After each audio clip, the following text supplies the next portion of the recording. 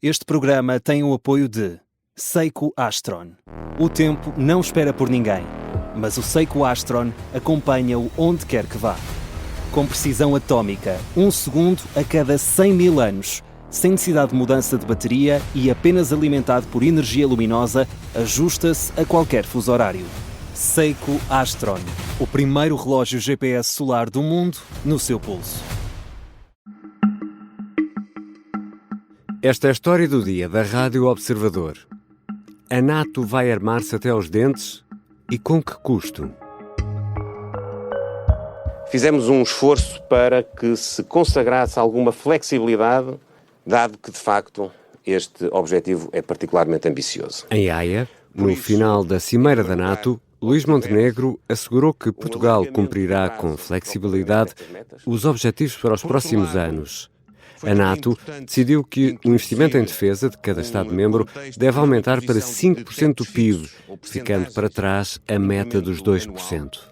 Os 32 membros da Organização do Tratado do Atlântico Norte não têm dúvidas sobre de onde vêm as principais ameaças e concordam que os países precisam de recuperar o tempo perdido para os principais e potenciais inimigos.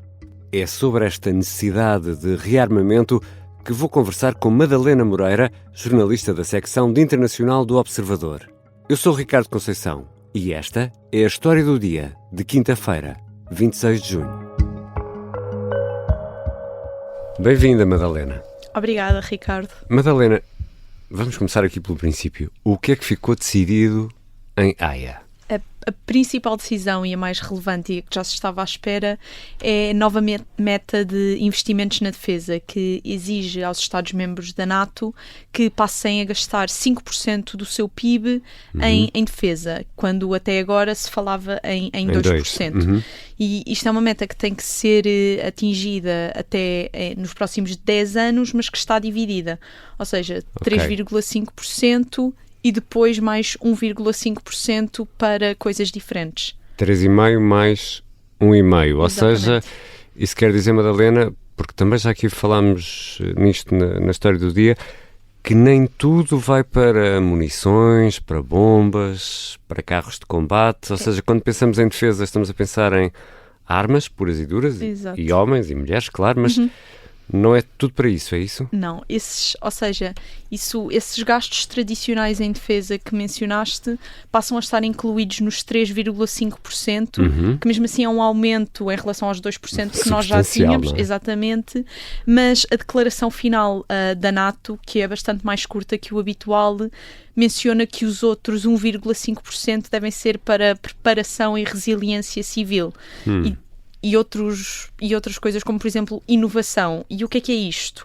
Isto pode ser qualquer coisa que sirva para preparar o país para tempo de guerra. Infraestruturas civis, infraestruturas de saúde, pontes, para que um tanque consiga passar nessa ponte a partir daí. Tudo isto conta para esses 1,5%, ou seja, podem ser descontados para gastos da NATO. Ou seja, se houver um reforço de uma infraestrutura, de uma ponte, como disseste, ou de uma barragem, ou se for feito um curso para divulgar no Instagram de como se proteger, tudo isso conta para estes 1,5%, para estes é isso? 1,5% dos tais 5%. E o armamento, o material vai para os 3,5%. 3,5%, exato. E o objetivo disto é, a longo prazo, ter um país que está pronto para todas as eventualidades e, claro, neste caso, uma ameaça que é identificada pela NATO de forma muito clara, que é a Rússia. E estamos a falar de um horizonte de 10 anos, portanto, 2035. 2035. E isto foi consensual? São 32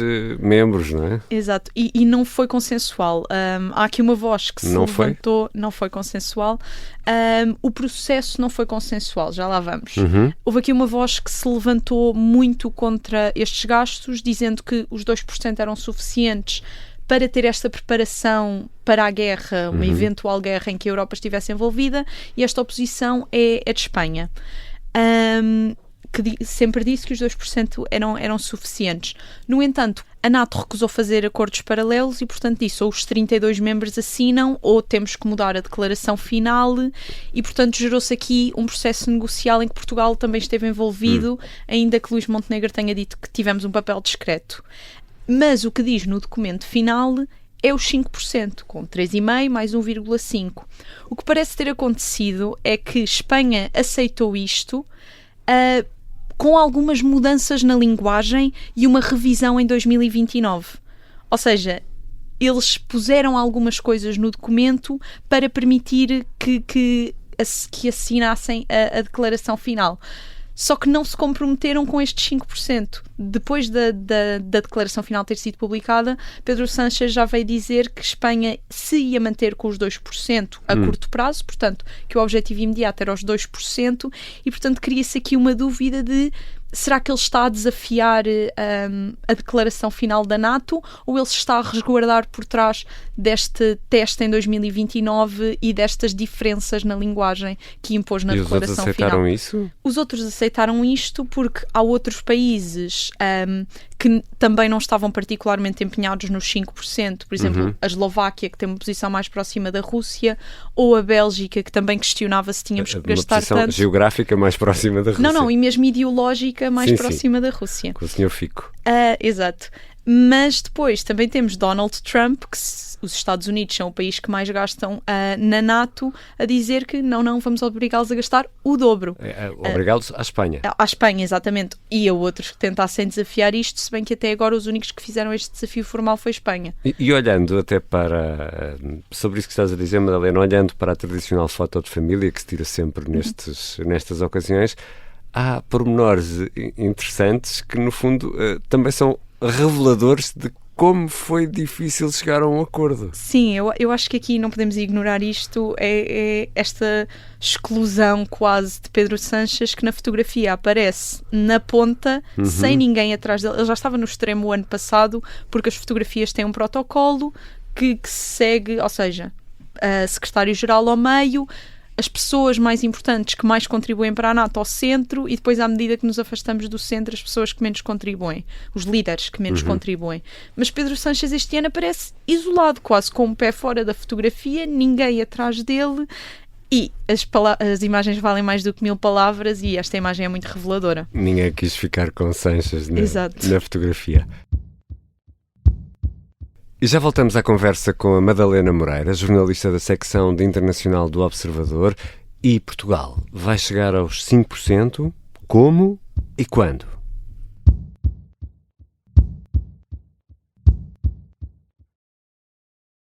Estamos de regresso à conversa com Madalena Moreira, jornalista da secção de Internacional do Observador. Madalena, e Donald Trump teve uma entrada e saída também triunfal na Cimeira da NATO. Ele foi a estrela da companhia, a estrela da Cimeira?